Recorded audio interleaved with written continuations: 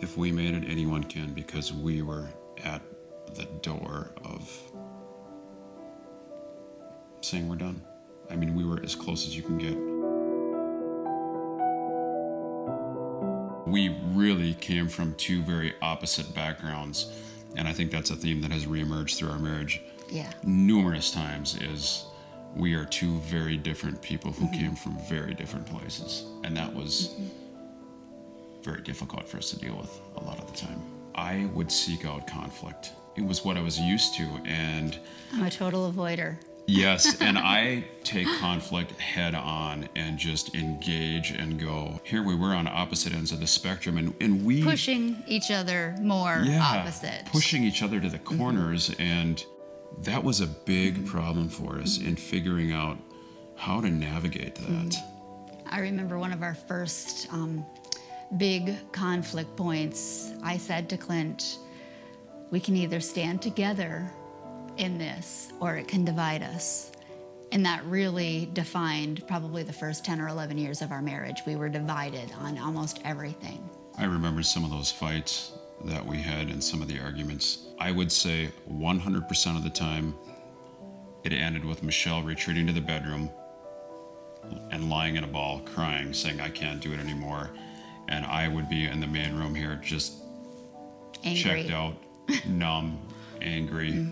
I fully expected her to file for divorce. I just remember feeling like I'm trying constantly, and not, it's a one-way street. It was all take from Clint and not a whole lot of give. And I felt like I was the one that was giving. And I just said, we have a choice to make, and we either need to go and see a marriage counselor or we need to go see a lawyer, because I just can't live like this anymore. There were times I would not say one word to her for 5 days. We were two different people living in the same home, existing. Yeah, certainly wasn't glorifying God. No, not at all.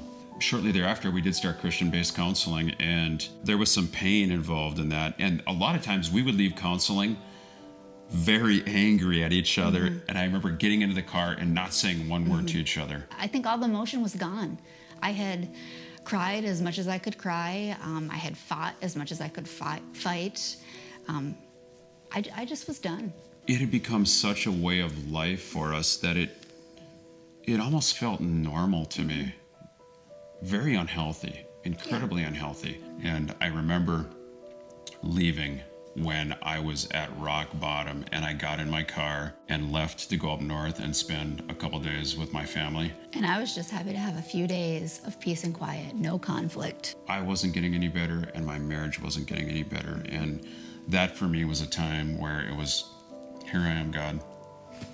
I need you. I need your help. You need to rely on him. He's your rock, your foundation, and he can bring you through anything. And for some reason, that really hit me at that point. It's amazing how God pursues us. Yeah. I didn't know what I was going to come home to.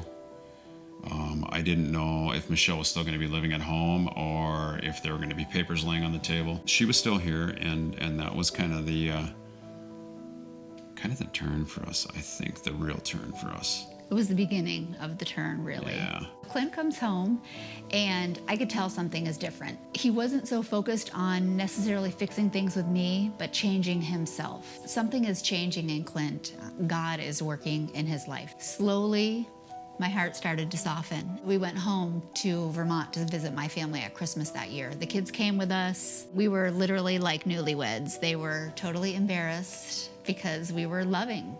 And that's something that they had not seen from us. My sister and I had a conversation when we were at home, and she's like, you know, how long are you just gonna let Clint do whatever you want? You know, you're kind of just walking all over him. And I didn't really think I was walking all over him, but I was really enjoying his niceness. I remember literally for years, I would say, just be nice. It's easy. All you have to do is be nice. And that was a struggle. And I had been really working on biblical boundaries and really not being emotional about things, but being in a good place, having my life centered on how God values me, and allowing Clint to make his own decision, but not to try to convict him and be the Holy Spirit for him.